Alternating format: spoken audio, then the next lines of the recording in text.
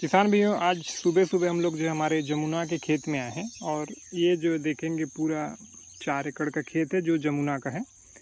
और अभी जो है मैं आपको किसान भी बोले अपडेट बताइए। तो ये जो जमुना का आप देख रहे हैं, अभी जो मेरे धान का पोजीशन है वो मैं आपको बताना चाहूँगा कि अभी ये गभोट में है। मतलब कि गभोट में ये आ रहा है, आ गया है, बोल सकते हैं। गभोट में कुछ बाकी है, कुछ आ गया है। लगभग 80% जो है गभोट में आ गया है। इसमें BPH का थोड़ा दिक्कत था, भूरा माहो का, तो मैंने पैक्सलॉन डाला था। तो अभी आप देखेंगे एक भी आपको जो है नीचे में नज़र नहीं आएगा। एक आग दो गिरेंगे भी तो मरे हुए वाला गिरेंगे। और धान जो है इस तरीके से है। उसमें एक अब कंसे क्या दिखाऊं, अब कंसे का तो टाइम गया है ना। बाकी धान आप देखेंगे तो कुछ इस तरीके से है।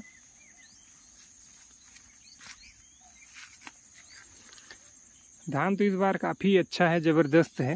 ये जो जमुना 5 जमुना 804 वैरायटी है, मेरे ये घर का बीज था।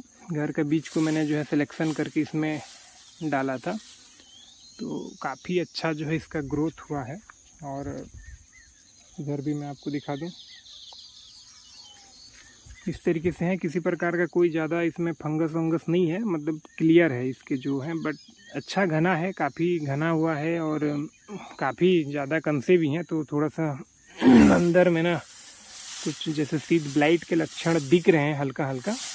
और अभी देख रहे हैं सब ओस हैं, तो उसके वजह से तो और फैलते हैं, ये चीज़ तो आपको पता है। और कम्प्लीटली जो ये धान की बात करूं तो फ़िलहाल तो ज़बरदस्त हुआ है और ये आपको दिख भी रहा होगा।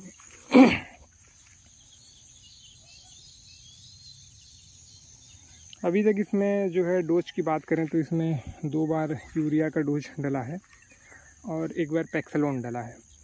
किसी प्रकार का कोई फंगीसाइड अभी तक इसमें नहीं डला है। और फंगीसाइड सिर्फ 1 बार डलेगा और वो भी तब डलेगा जब हल्की हल्की बालियाँ निकलना चालू होगा। तो उस टाइम जो है नेक ब्लास्ट की दिक्कत कभी कभी देखने को मिलता है इस खेत में, तो उसके लिए 1 बार जो है डालेंगे। बाकी धान काफ़ी अच्छा हुआ है, ज़बरदस्त है। मैंने बोला था कि ये कुछ सीड ब्लाइट दिख रहे हैं, तो ये जो आप देखेंगे ना, ये सब सीड ब्लाइट के लक्षण है। ये जो मेरे हाथ में देखेंगे अंदर, चूँकि घना ज़्यादा है और ओस बन रहे हैं, तो इसमें सीड ब्लाइट के लक्षण कहीं कहीं कोने कोने में दिख रहे हैं। हर जगह तो नहीं है, बहुत कम दिख रहा है। लगभग आप देखेंगे कि पूरा ये गभोट में अभी आ गया है। तो अभी इसमें मैं तो स्प्रे नहीं करूँगा। स्प्रे मैं इसमें तब करूँगा जब इसमें से बालियाँ निकलना चालू होगा ना।